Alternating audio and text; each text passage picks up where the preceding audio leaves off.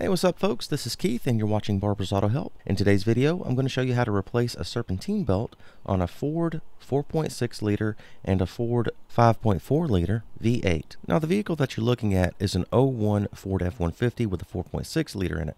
However, a lot of this information will translate to different years and to different vehicles that have the 4.6 liter and the 5.4 liter. However, there will be some variations. Before you begin, be sure the vehicle is parked on a nice level surface. Be sure that the vehicle is placed in park, the ignition is off, the parking brake is applied, and the tires are chalked. It's also never a bad idea to disconnect and isolate the negative battery clamp from the battery. Next, we're going to remove the air inlet tube and also the engine cover.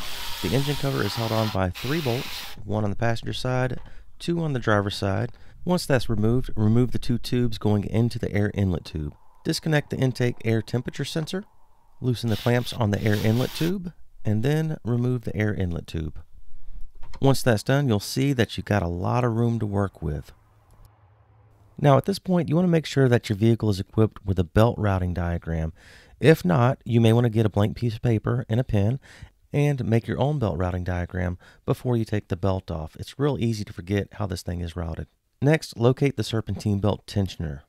And you'll notice at the end of your Serpentine belt tensioner, there's a 1/2-inch drive receptacle. You will need a 1/2-inch drive ratchet to rotate the tensioner to take the tension off of the belt so that the belt can be slipped off. And a tip for you, the longer the handle on your ratchet, the better. It takes a little bit of torque to get this tensioner to rotate in order to slip that belt on and off. Take your 1/2-inch drive ratchet, place it into the receptacle on the tensioner, and rotate the tensioner clockwise to release the tension from the belt. Slip the belt off of one of the pulleys, slowly and carefully release the tensioner, and then remove the belt from the belt drive. It gets a little tricky on the AC compressor here. Just take one hand and work that belt off of the pulley of the AC compressor, and then once it's worked off, you can then pull the belt straight out through this area here. Once the belt's removed, go ahead and spin all of your pulleys and ensure that they're spinning smoothly and there's no abnormal noises coming from them. Also check for play in the pulleys as well. Now's the time to take care of any problems that you may see. Take your new belt and get a tight loop on one end like you see right here.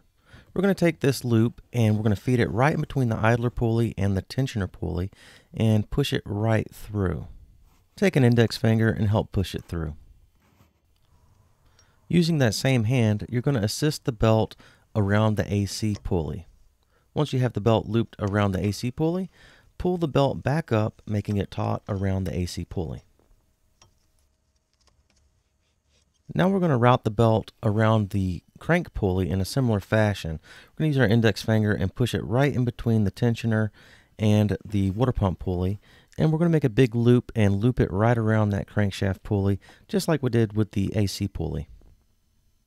Go ahead and loop the belt around the power steering pulley, but while you're doing this, be careful. Watch out for that camshaft position sensor that you see right there, and also you want to make sure that the belt gets on the inside of that stud that you see there too. And take note that I have the belt routed around the alternator and hanging off of the water pump pulley. The water pump pulley will be the last pulley that the belt will be routed around because it's smooth and it makes it easier to go on. Go ahead and release the tension, or rotate the tensioner clockwise, and slide that belt right up on that water pump pulley, like so.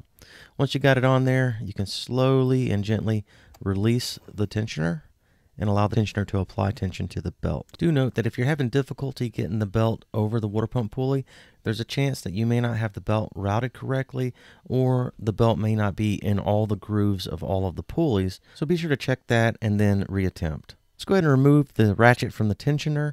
Once the ratchet's removed, let's go ahead and double check the belt routing.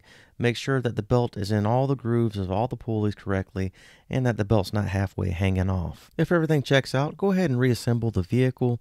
Go ahead and put your air inlet tube back on and reconnect everything that you disconnected previously. And start the vehicle, allow it to run for a bit, shut the vehicle back down, and then check for proper belt routing afterwards, just to make sure. Well folks, that is it for this video. I sincerely hope that this was a help for somebody. If it was, please give the video a like. Also, please read the entire description down below this video before you attempt this or apply any of this knowledge. There may be some things I need to clarify, and that's where I do that. Also, please read the entire disclaimer at the very end of it. Thanks again. like and subscribe.